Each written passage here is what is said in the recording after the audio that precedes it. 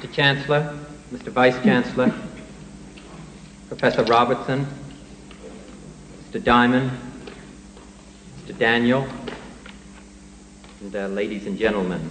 I come here this evening because of my deep interest and affection for a land settled by the Dutch in the mid-17th century, then taken over by the British and at last independent. A land in which the native inhabitants were at first subdued, but relations with whom remain a problem to this day. A land which defined itself on a hostile frontier. A land which has tamed rich natural resources through the energetic application of modern technology. A land which was once the importer of slaves and now must struggle to wipe out the last traces of that form of bondage. I refer, of course, to the United States of America.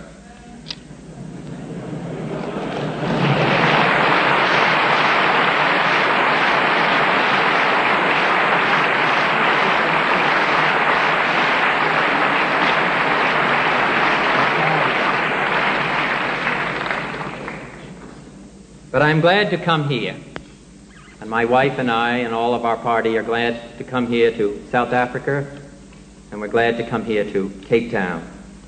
I am already greatly enjoying my stay and my visit here. I am making an effort to meet and exchange views with people of all walks of life and all segments of South African opinion, including those who represent the views of the government. Today, I'm glad to meet with the National Union of South African Students. For a decade, NUSAS has stood and worked for the principles of the Universal Declaration of Human Rights, principles which embody the collective hopes of men of goodwill all around the globe. Your work at home and in international student affairs has brought great credit to yourselves and to your country. I know the National Student Association in the United States feels a particularly close relationship with this organization. And I wish to thank especially Mr. Ian Robertson, who first extended the invitation on behalf of NUSAS. I wish to thank him for his kindness to me in inviting me.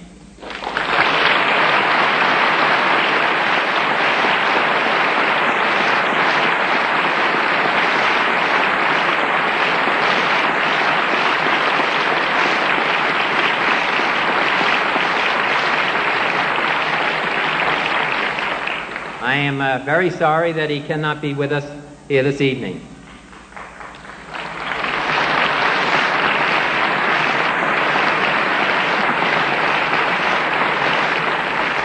I was happy to have had the opportunity to meet and speak with him earlier this evening. And I presented him with a copy of Profiles in Courage, which was a book that was written by President John Kennedy and was signed to him by President Kennedy's widow, Mrs. John Kennedy.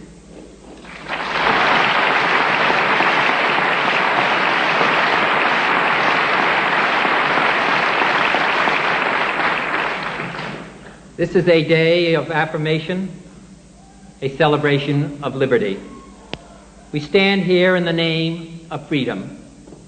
At the heart of that Western freedom and democracy is the belief that the individual man, the child of God, is the touchstone of value, and all society, all groups and states exist for that person's benefit.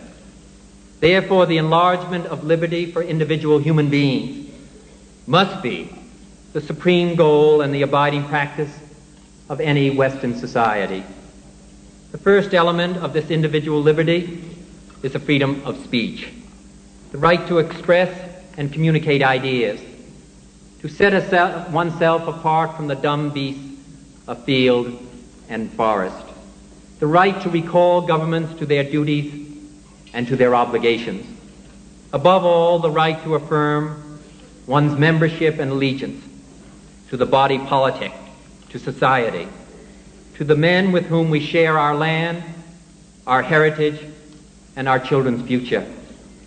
Hand in hand with freedom of speech goes the power to be heard, to share in the decisions of government which shape men's lives.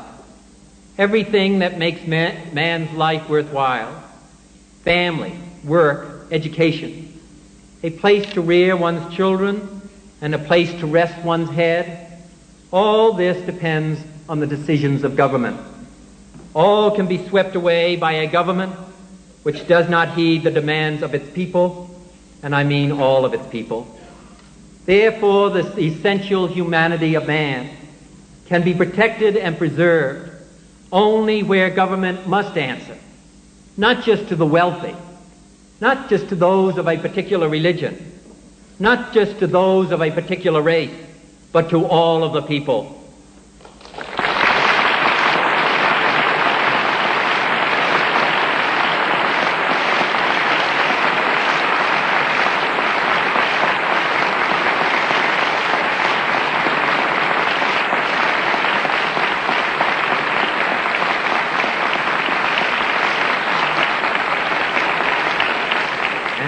And even government, by the consent of the governed, as in our own Constitution, must be limited in its power to act against its people, so that there may be no interference with the right to worship, but also no interference with the security of the home.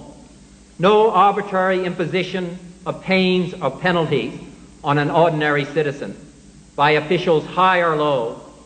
No restriction on the freedom of men to seek education or to seek work or opportunity of any kind, so that each man may become all that he is capable of becoming. These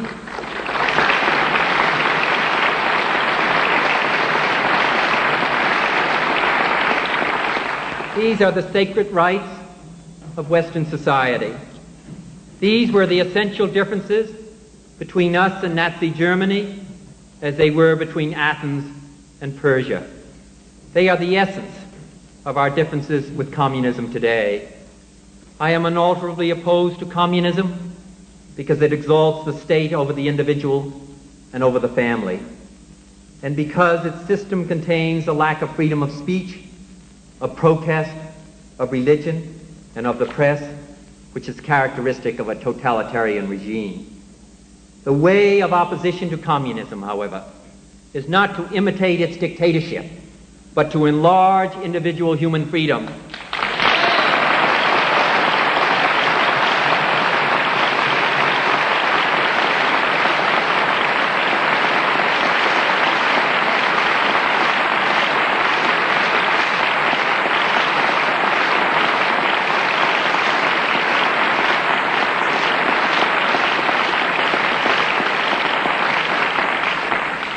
There are those in every land who would label as communist every threat to their privilege.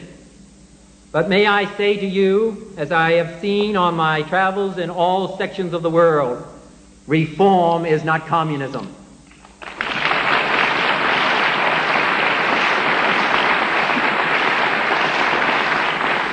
And the denial of freedom in whatever name only strengthens the very communism it claims to oppose.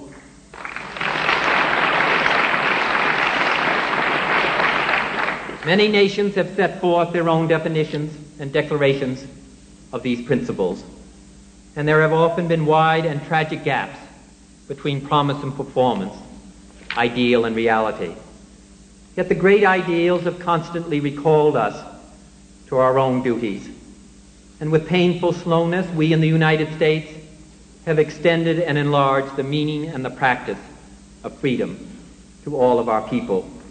For 2 centuries, my own country has struggled to overcome the self-imposed handicap of prejudice and discrimination based on nationality, on social class, or race, discrimination profoundly repugnant to the theory and to the command of our Constitution.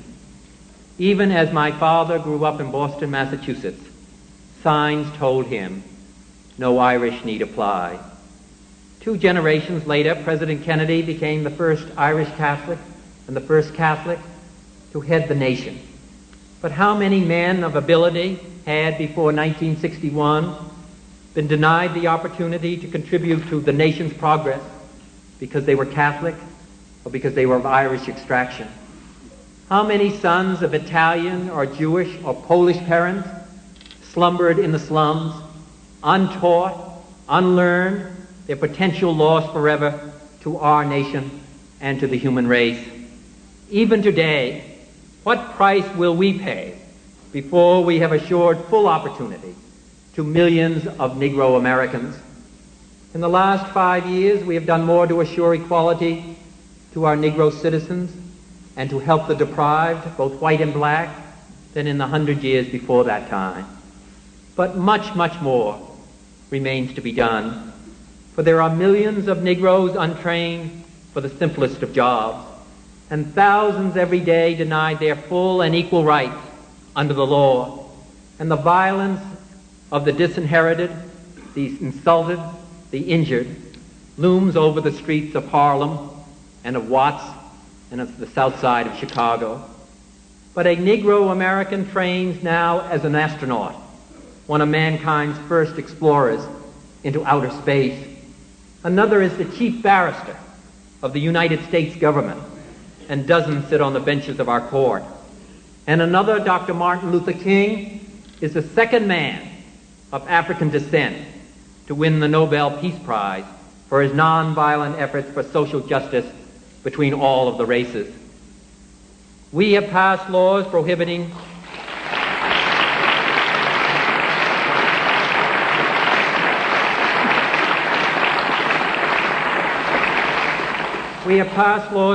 discrimination in education, in employment, in housing. But these laws alone cannot overcome the heritage of centuries of broken families and stunted children and poverty and degradation and pain. So the road toward equality of freedom is not easy, and great cost and danger march alongside all of us. We are committed to peaceful and nonviolent change, and that is important to all to understand, though change is unsettling. Still, even in the turbulence of protest and struggle, is greater hope for the future, as men learn to claim and achieve for themselves the rights formerly petitioned from others. And most important of all of the panoply of government power has been committed to the goal of equality before the law, as we are now committing ourselves to the achievement of equal opportunity. In fact, we must recognize the full human equality of all of our people before God, before the law, and in the councils of government. We must do this not because it is economically advantageous, although it is, not because the laws of God command it, although they do, not because people in other lands wish it so. We must do it for the single and fundamental reason that it is the right thing to do.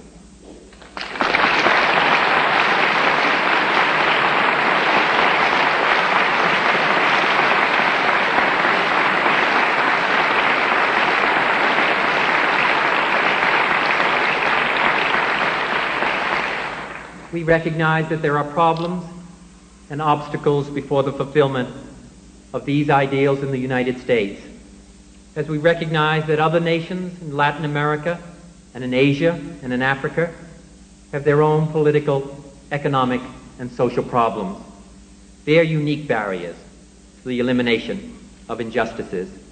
In some, there is concern that change will submerge the rights of a minority, particularly where that minority is of a different race than that of the majority. We in the United States believe in the protection of minorities. We recognize the contributions that they can make and the leadership that they can provide. And we do not believe that any people, whether majority or minority, or individual human beings, are expendable in the cause of theory or of policy. We recognize also that justice between men and nations is imperfect, and that humanity sometimes progresses very slowly indeed. All do not develop in the same manner and at the same pace.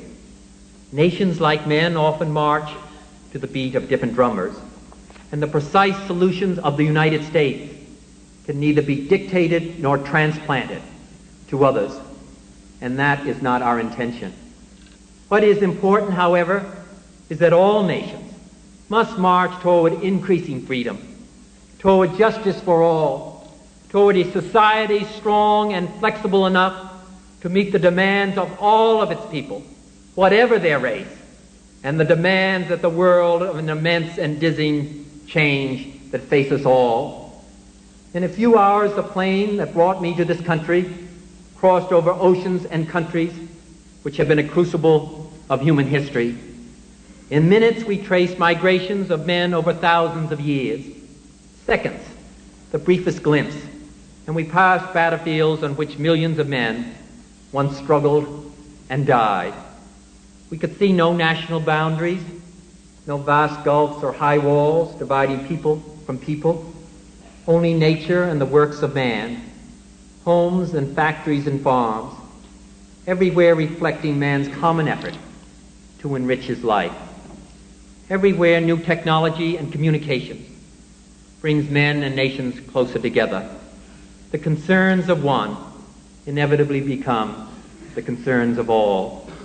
And our new closeness is stripping away the false masks, the illusion of differences, which is the root of injustice and of hate and of war. Only earthbound man still clings to the dark and poisoning superstition that his world is bounded by the nearest hill. His universe ends at river shore. His common humanity is enclosed in the tight circle of those who share his town or his views and the color of his skin. It is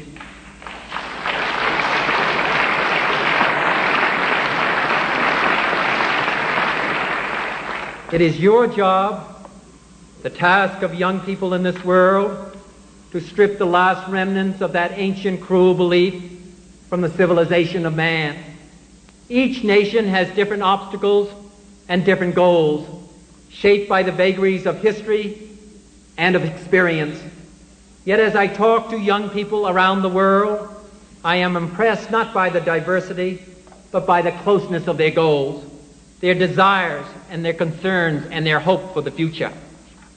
There is discrimination in New York, the racial inequality of apartheid in South Africa, and serfdom in the mountains of Peru. People starve to death in the streets of India. A former prime minister is summarily executed in the Congo. Intellectuals go to jail in Russia, and thousands are slaughtered in Indonesia. Wealth is lavished on armaments everywhere in the world. These are different evils, but they are the common works of man. They reflect the imperfections of human justice, the inadequacy of human compassion, the defectiveness of our sensibility toward the sufferings of our fellows. They mark the limit of our ability to use knowledge for the well-being of our fellow human beings throughout the world.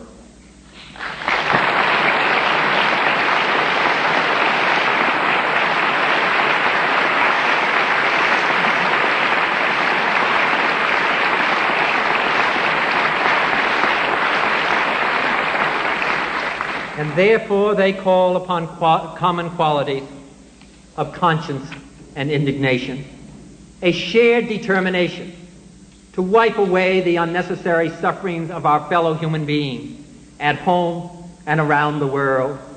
It is these qualities which make of our youth today the only true international community.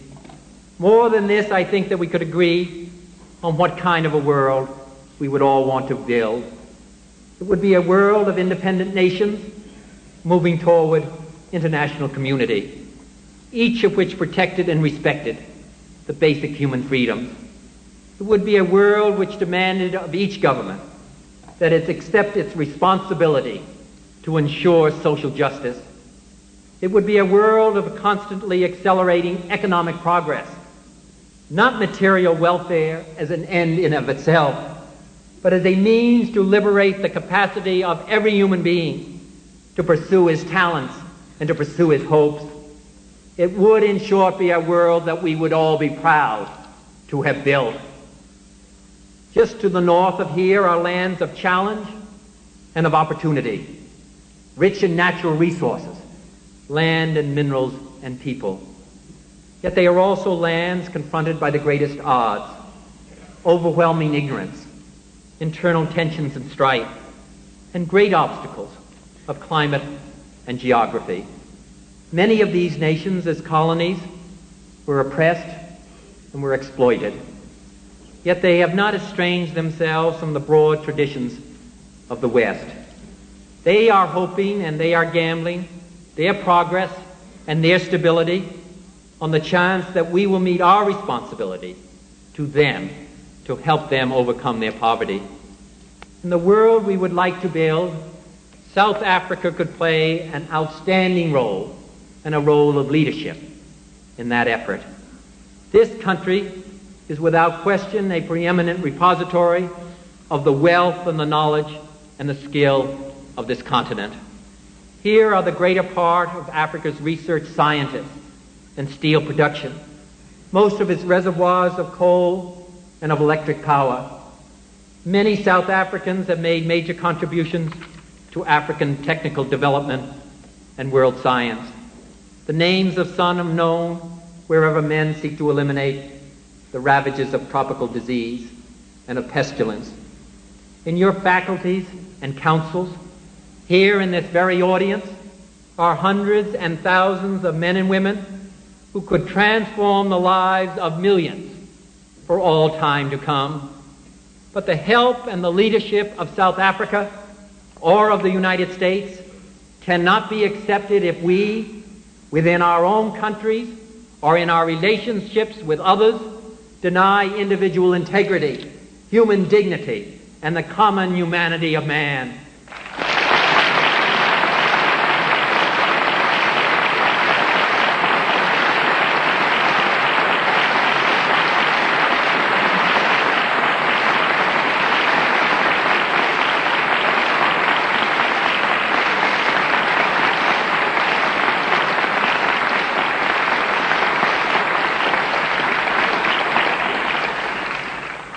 If we would lead outside our own borders, if we would help those who need our assistance, if we would meet our responsibilities to mankind, we must first, all of us, demolish the borders which history has erected between men within our own nations, barriers of race and religion, social class and ignorance. Our answer is the world's hope. It is to rely on youth. The cruelties and the obstacles of this swiftly changing planet will not yield to obsolete dogmas and outworn slogans. It cannot be moved by those who cling to a present which is already dying, who prefer the illusion of security to the excitement and danger which comes with even the most peaceful progress. This world demands the qualities of youth, not a time of life, but a state of mind, a temper of the will, a quality of the imagination, a predominance of courage over timidity, of the appetite for adventure over the life of ease. A man like the Chancellor of this university.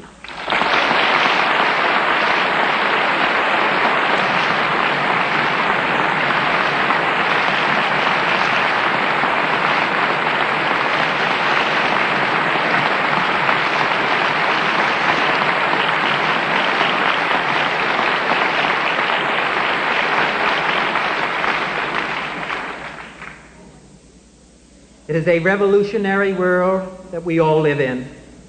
And thus, as I have said, in Latin America and in Asia and in Europe and in my own country, the United States, it is the young people who must take the lead. Thus you and your young compatriots everywhere have had thrust upon you a greater burden of responsibility than any generation that has ever lived. There is, said an Italian philosopher, nothing more difficult to take in hand, more perilous to conduct, or more uncertain in its success than to take the lead in the introduction of a new order of things. Yet this is the measure of the task of your generation, and the road is strewn with many dangers. First is the danger of futility, the belief there is nothing one man or one woman can do against the enormous array of the world's ills, against misery, against ignorance, or injustice and violence. Yet many of the world's great movements of thought and action have flowed from the work of a single man. A young monk began the Protestant Reformation. A young general extended an empire from Macedonia to the borders of the earth. And a young woman reclaimed the territory of France. It was a young Italian explorer who discovered the New World, and 32-year-old Thomas Jefferson, who proclaimed that all men are created equal. "Give me a place to stand," said Archimedes, "and I will move the world." These men move the world, and so can we all. Few will have the greatness to bend history, but each of us can work to change a small portion of the events, and in the total, all of these acts will be written in the history of this generation.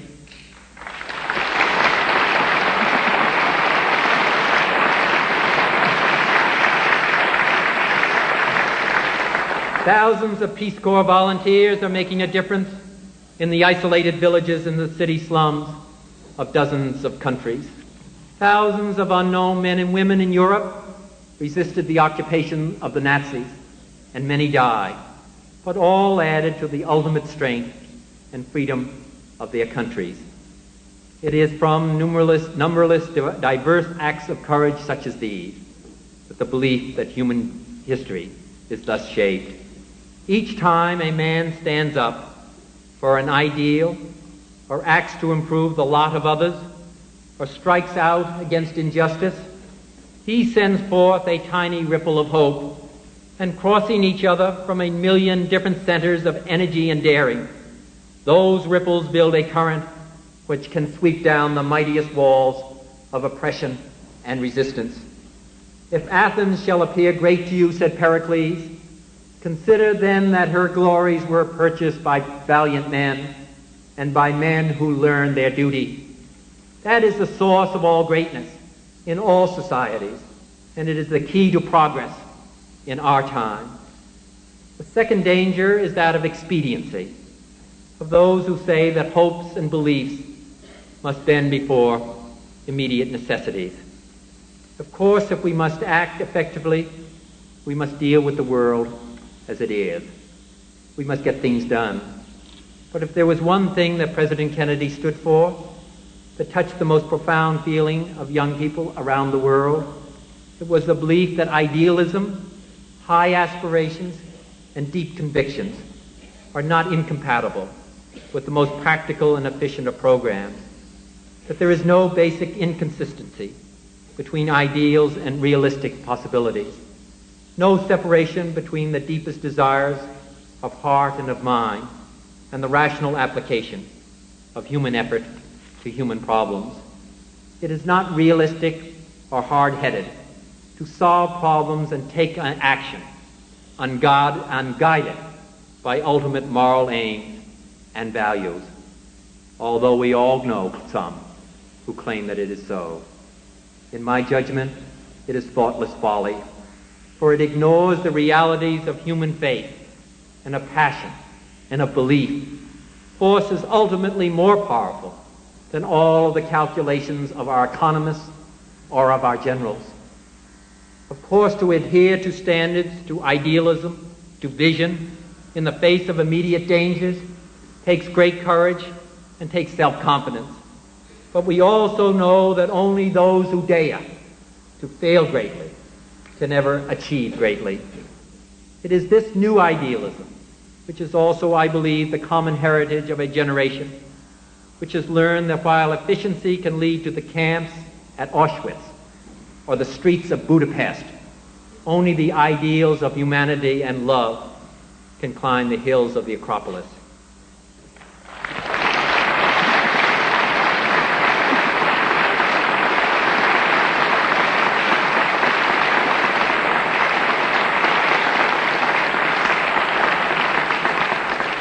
And a third danger is timidity, Few men are willing to brave the disapproval of their fellows, the censure of their colleagues, the wrath of their society.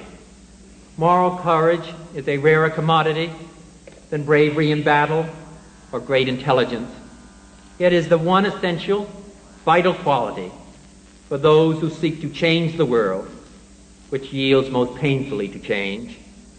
Aristotle tells us, at the Olympic Games, it is not the finest or the strongest men who are crowned, but those who enter the lists. So too in the life of the honorable and the good, it is they who act rightly who win the prize.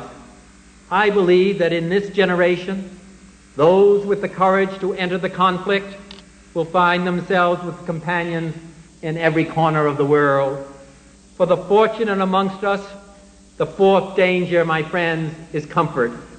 The temptation to follow the easy and familiar path of personal ambition and financial success so grandly spread before those who have the privilege of an education. But that is not the road history has marked out for us. There is a Chinese curse which says, "May he live in interesting times." Like it or not, we live in interesting times. They are times of danger and uncertainty, but they are also the most creative of any time in the history of mankind.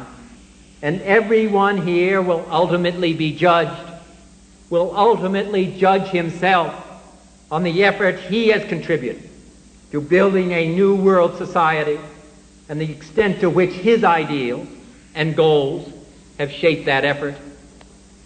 So we part, I to my country and you to remain. We are, if a man of 40 can claim the privilege, fellow members of the world's largest younger generation. Each of us have our own work to do. I know at times you must feel very alone with your problems and with your difficulties. But I want to say how impressed I am with what you stand for and for the effort that you are making. And I say this not just for myself, but men and women all over the world. And I hope you will often take heart from the knowledge that you are joined with your fellow young people in every land, they struggling with their problems and you with yours, but all joined in a common purpose, that like the young people of my own country and of every country that I have visited, you are all in many ways more closely united to the brothers of your time than to the older generation in any of these nations. You're determined to build a better future. President Kennedy was speaking to the young people of America, but beyond them to young people everywhere, when he said, the energy, the faith, the devotion which we bring to this endeavor will light our country and all who serve it, and the glow from that fire can truly light the world. And he added, with a good conscience, our only sure reward, with history the final judge of our deeds, let us go forth to lead the land we love, asking his blessing and his help, but knowing that here on earth, God's work must truly be our own. I thank you.